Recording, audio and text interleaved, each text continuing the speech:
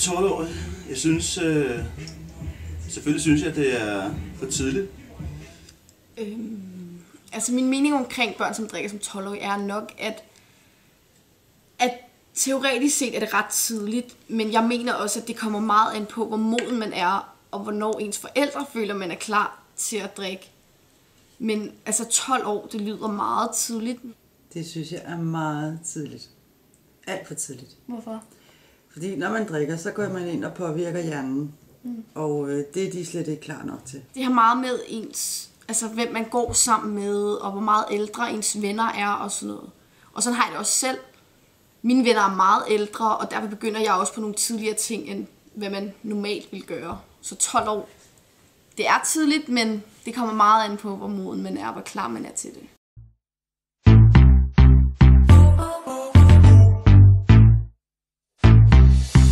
Jeg tror, at der er sådan en anden form for accept af dem, der gør det, at det er sådan en, at det er nogen, der er lidt seje. Jeg tror, det har noget med gruppepres at gøre. Jeg tænker, at man som 12-årig sætter sig jo nok ikke ned bare og drikker alene. Det er jo nok, fordi nogen har lokket eller spurgt, eller vil du lige prøve? Ofte så er det jo sådan noget med, bare lige prøve, der sker ikke noget. Det har rigtig meget med miljøet at gøre hjemmefra.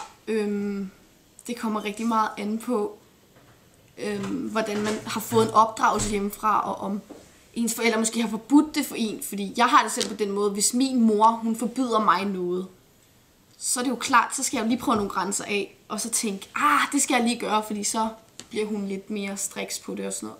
Eller lidt mere sådan sur, og så ved jeg jo ligesom, hvor meget jeg kan, altså hvad jeg skal gøre, ikke?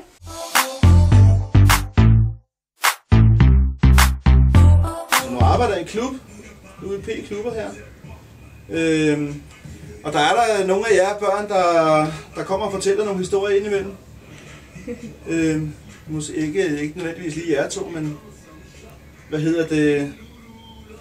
Der er nogen, der kommer og fortæller historier, men jeg har ikke en idé, jeg har ikke en forestilling om, at det er et kæmpe problem. Om ikke andet, så er der i hvert fald ikke noget, at jeg har fået at vide. Altså, jeg har jo 2 børn. Ja. En på 16 og en på 18. Så dem har jeg jo talt meget om alkohol med. Og hende på 16 er jeg ikke begyndt at drikke nu. Men er det, fordi hun ikke må, eller er det, fordi hun ikke vil? Jeg tror, det er en blanding, fordi vi snakker meget om, hvorfor man skal drikke, og hvornår man skal drikke. Så hun er heller ikke sådan begyndt at gå til så mange store fester, hvor der bliver drukket. Altså, jeg er jo selv ung, og jeg drikker også selv.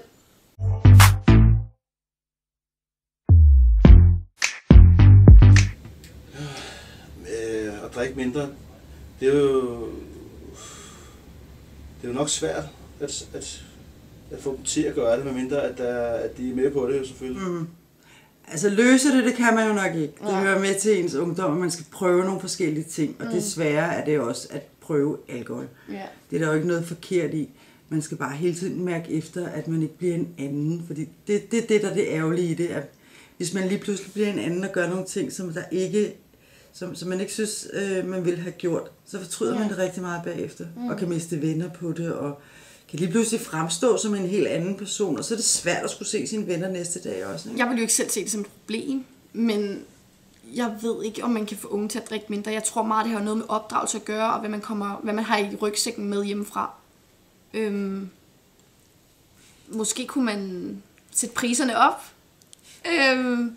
eller så kunne man bare prøve at tage en snak med sit barn. Og så ikke forbyde det. Ikke forbyde, at man ikke må drikke, men man skal ligesom også sætte nogle grænser for sit eget barn.